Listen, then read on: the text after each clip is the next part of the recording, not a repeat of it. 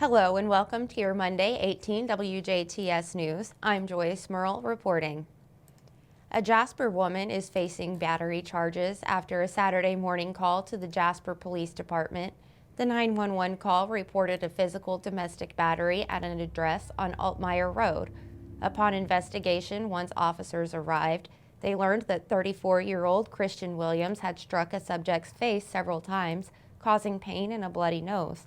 Williams was arrested and booked into the Du Bois County Security Center and is facing charges of domestic battery with prior conviction and domestic battery in the presence of a minor.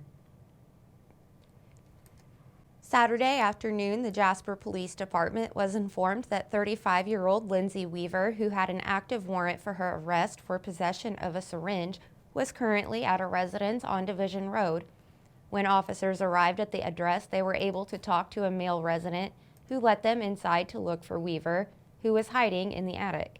While officers had been searching the residence, they saw multiple illegal items. After they received consent to search, they were able to locate 11 grams of methamphetamine, 2 syringes, and multiple items of paraphernalia. When Weaver was being arrested, she resisted officers. Weaver was booked into the Du Bois County Security Center and is facing charges of possession of methamphetamine, possession of a syringe, and possession of paraphernalia, along with resisting law enforcement.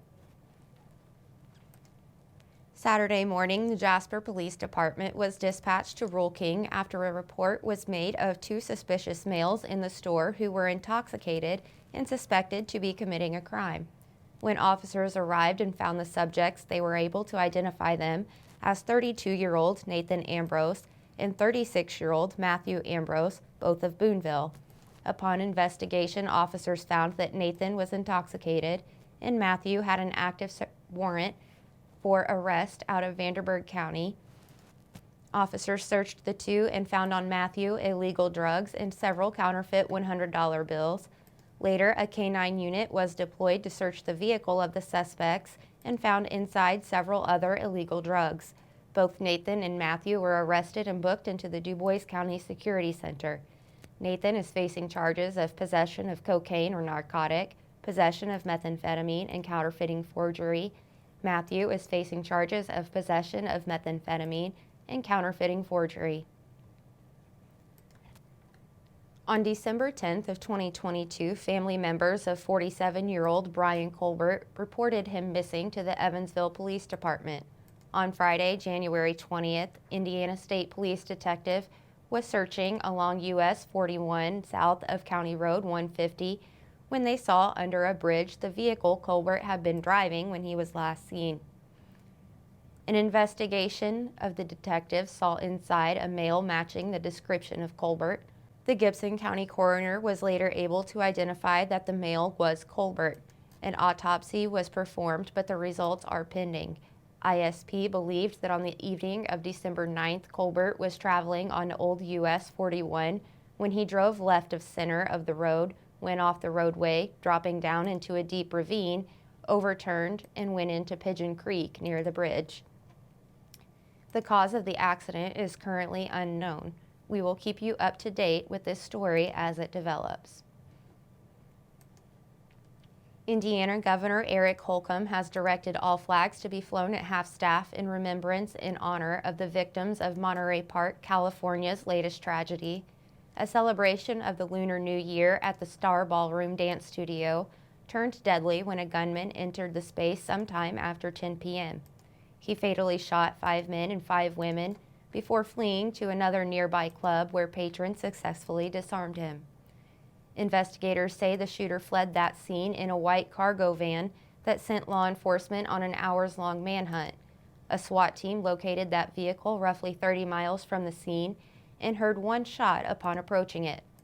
72-year-old Hugh Cantran was discovered with a gunshot wound and pronounced dead at the scene.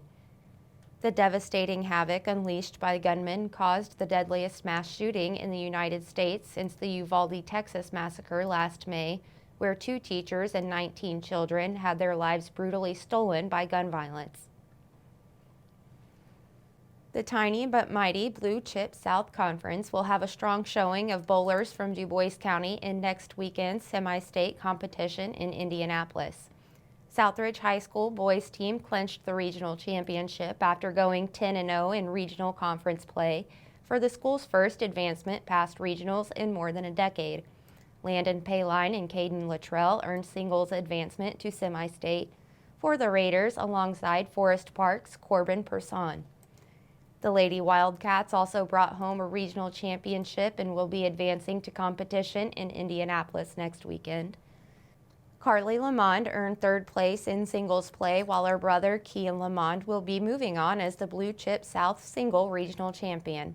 The offices of WJTS, WBDC, and WAXL extend our heartfelt congratulations to these students for their accomplishments over the season and wish them the best of luck as they continue in the state tournament.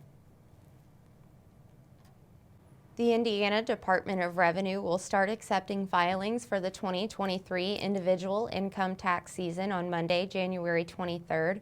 Along with the Internal Revenue Service, customers will have until Tuesday, April 18th to file both their state and federal 2022 tax returns and pay any taxes owed.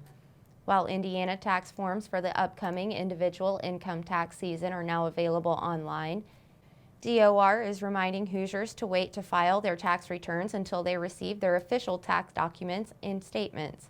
Attempting to file without all documents can delay the process and ultimately postpone any refund a customer may receive. All employees are required to provide forms W-2s to employees by January 31st, 2023. DOR also encourages customers to utilize electronic filing, online payment, and direct deposit to significantly improve the quality and speed of return and refund processing. While most Hoosiers received their automatic taxpayer refund via check or direct deposit in 2022, many elderly and disabled individuals who did not receive direct payment may be eligible to claim a $200 tax credit. Visit dor.in.gov for eligibility and filing information.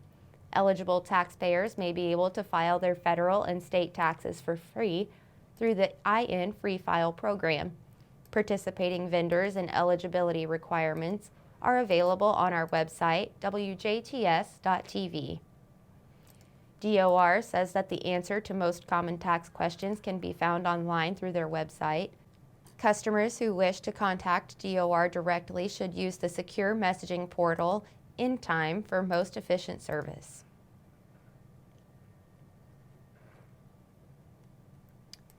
The Indiana Destination Development Corporation and the Indiana Foodways Alliance are inviting pie lovers to get a slice of the action with the annual Pie Day to Pie Day celebration and contest.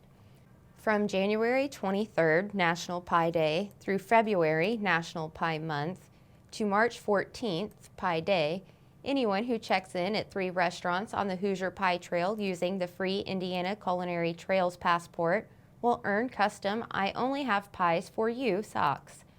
Julie's Tell City Street Cafe in Tell City is one of the stops on that trail. Indiana Foodways Alliance has 21 culinary trails, including the Hoosier Pie Trail, which can be found on the Indiana Culinary Trails Passport, an exclusive mobile app. All you need to do is sign up online and check in with your smartphone. For more information about the Indiana Culinary Trails Passport and the pie promotion, visit indiana.com/pie. We'll be right back with a check of weather, followed by Kurt Gutzel with sports.